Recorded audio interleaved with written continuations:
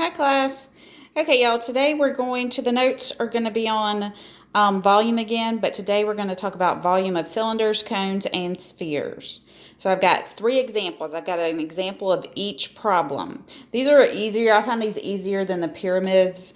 So I just did an example of one of each problem.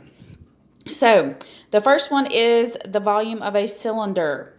And first you need to write down the formula. So the formula here is for volume is pi times radius squared times the height of the cylinder.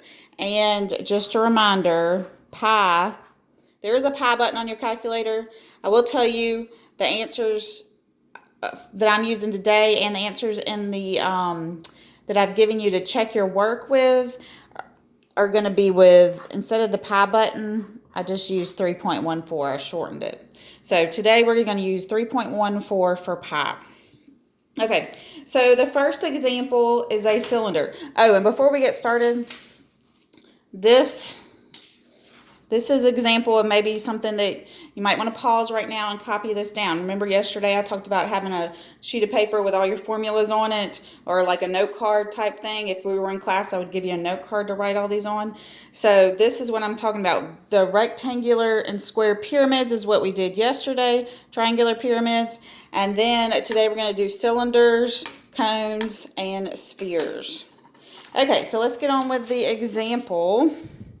So the example 1 is a cylinder. So a cylinder is like a can of beans or a can of soup. A tuna can, that's a small, a cylinder with a small height. So a cylinder, we have a circle on the top and a circle on the bottom, and then we connect them. So these are our bases. The bases are circles when you're talking about a cylinder. So to find the volume of a cylinder, you need two measurements. You need the radius of the base. Each base are going to be the same, so it doesn't matter which one. And you need the height of the cylinder. The height is the distance from base to base. So for this one, we're going to use 6 centimeters for the height.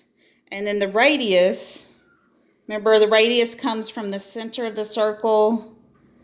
Our radius is going to be 8 centimeters. 8 centimeters. So when we go to work out our problem, I'll go ahead and write this. So this is the height and this is the radius. So we're going to have volume equals pi. Well, instead of pi, we're going to use 3.14 times radius squared. So our radius is 8. So it's 8 squared times the height of the cylinder, which is 6. Okay, and you can put this whole thing in your calculator.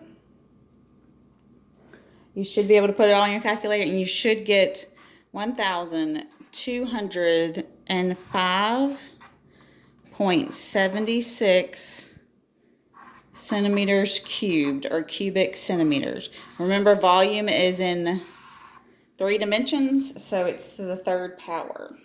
So that is how to find the volume of a cylinder. Next, we're going to go with the volume of a cone.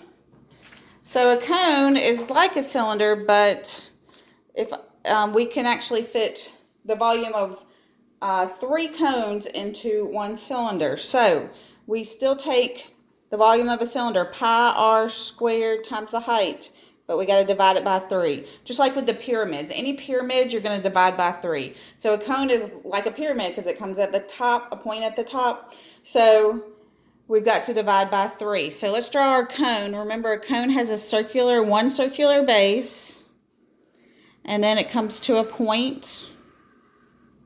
It's rounded.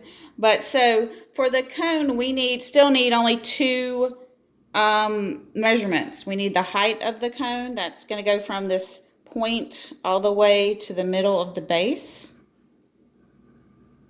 So it's perpendicular. So for this one, our height is going to be 24 meters. Okay, and then we need the radius of the base, the circular base. And that's going to be 12. Do I have 12? Yeah, I'm sorry. I'm looking at my notes over here. So 12 meters. Okay, so again, this is the height and this is the radius. So we're going to have our volume. Again, pi equals 3.14. So it's 3.14 times our radius squared. That's 12 squared times the height of 24. But since it comes to a point, like a pyramid, has a point like this, we have to divide it by 3. Okay, so again, we can put most of this in our calculator. So this top, you can put what's on top here in the calculator, and you're going to get 10,851.84. And then we're going to divide it by 3. When we divide it by 3, we get 3,617.28 cubic meters. You can put a mark there. Okay, so that is a cone. Remember, that's pi times radius squared times the height, just like a cylinder, but you got to divide it by 3. Okay, and then the last one is the sphere. The sphere is just like a ball, any kind of ball. Okay, so this one, the only measurement you need for the sphere to find the volume of it is the radius. You see, that's the only variable because we know what pi is. Pi is 3.14. So to find the volume of a sphere, you say 4 times pi times radius cubed. Remember, that's raising it to the 3rd power. In your calculator, remember, you're going to put your number. Let's say your radius was 2. So you have 2, and then you're going to have that upside down V, and then 3. That raises it to the 3rd power in the calculator. Okay, and then we have to divide by 3 in this one as well. So for our sphere, a good sketch of a sphere, you just draw your circle. But we want it to be 3-dimensional, so we're going to use dashed lines to make that front curve, and then dashed lines to make the back curve. It doesn't have to be perfect, but that kind of shows us that it's 3-dimensional. And our radius goes from the center. So, in this one, we want our radius to be 3 kilometers. So, that is our radius. Goes from the center to a point on the sphere. So for this one, our volume is going to be 4. Instead of pi, we're going to use 3.14. Radius is 3 raised to the 3rd power divided by 3. So that's going to give us, on the top here, you can put all that in your calculator. You should get 339.12, and then we're going to divide that by 3, which gives us 113.04 kilometers cubed.